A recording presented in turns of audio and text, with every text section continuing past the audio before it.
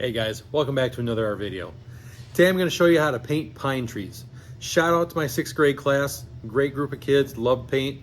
They are doing an excellent job painting pine trees, and they said, Mr. Syme, could you have more videos on how to paint pine trees?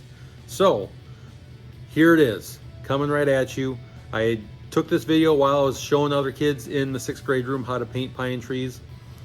Seemed like a perfect opportunity to get more detailed and be more specific on how to do it as well. So keep watching, enjoy the video, and I'm sure you'll be able to paint those pine trees too. All right guys, try to explain things as I'm working here. So I'm going to take my brush, I'm going to try to load it up with black paint, and what I'm really trying to do is get that paintbrush to be very sharp, very flat. See, I'm kind of holding it out there for you. Trying to get a nice thin edge to this flat brush.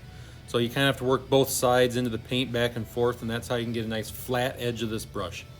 And I always like to tell the kids, you got to know two spots to do a pine tree, the top and the bottom. Always start at the top and work your way down. So I know where the top is and I know where my bottom's going to be now. All because of that one singular line that I started with. Keep the top super sharp. And so I loaded my brush back up with paint, and now I'm going to take the very corner of this brush. I'm going just below the top of that, and I'm zigzagging back as I press this brush down. The farther down I go, the more pressure I push that brush into the paper. So you're going to see me start this off again with a nice flat brush. Nice thin little line. We'll tuck a tree right in here between these two little trees. And I'm going to start at the very top of that tree top, or just below the top I should say, so that way I know it's going to be a nice sharp edge. And I'm pointing to that corner of the brush because that's all I'm using is the corner of the brush.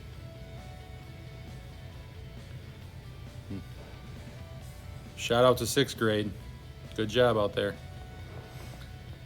So, better angle to show how that corner of that brush is working here. You can see I put this nice thin little line down. I'm not pressing those bristles into the paper any. And you can see I'm using just the very top corner of that brush. I'm hardly pushing it into the paper at all. All right, as you can see, I slowed the video down to show you just how the bristles are touching. Now I'm pressing with the corner and then sliding in deeper. Very cool angle to show you how that tree was made.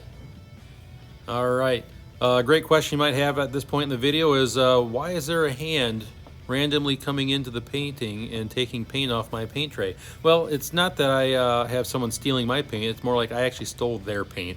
So shout out to 6th grade, thank you for letting me use some of your paint to make this video possible. Anyway, moving on, we're going to paint another pine tree here, and I'll point out the important parts again. Once again, we're starting with a very thin edge on our brush, putting down the main post or main trunk of the tree. And I will then start at the very top, just below the very top, with just the very tiny tip corner of that brush. The farther down you go on this zigzag pattern, the more you press those bristles into the canvas or paper. In this instance, it's a piece of paper for me. Make sure you don't make your tree too wide, and also tall and skinny pine trees seem to be more natural than a wide tree. Now, we're moving on. Time to add some white to these trees. Now, it could be other colors added to that white, could be other tones. White is what we chose for our pine trees. And once again, loading my brush up, making sure it's got a nice flat chisel. And I'll start off the same way I did all the other pine trees, a very thin top. So I'm going to lay my brush down on the top here, just to leave a little bit of white on the top area, but not cover the whole thing. And then I'm going to use the corner of my brush again and slowly work down one side of my tree. Now, it's not a hard line down the middle of the tree separating the two areas, but by doing this, it creates a three-dimensional or rounded look to my pine tree. It will start to look more like it's sitting in front of you, that there's light hitting one side of it, or snow is sitting on the pine tree itself. It just gives it a little bit more definition, a little more purpose and reason to look nice. That being said, anything towards the middle of your pine tree at the bottom should be a little more faded. Anything on the outer edge is going to be a little more pure white, more thicker white to be seen, so that way it gives it even more rounded look to it. And this just helps finish out what these pine trees can look like. Once again, I'm going to show you an angle here that shows me pressing the paintbrush down. You're going to see that I'm using just that very corner part of that brush. And the farther down I go, I push a little bit more. Not quite as much as when I did the black, of course, but just enough to leave a little bit of color, a little bit of paint, to give that look that there's something on that tree, or there's some light is shining off that tree. So, not pressing real hard. The video's not sped up at all either, so this is at normal speed.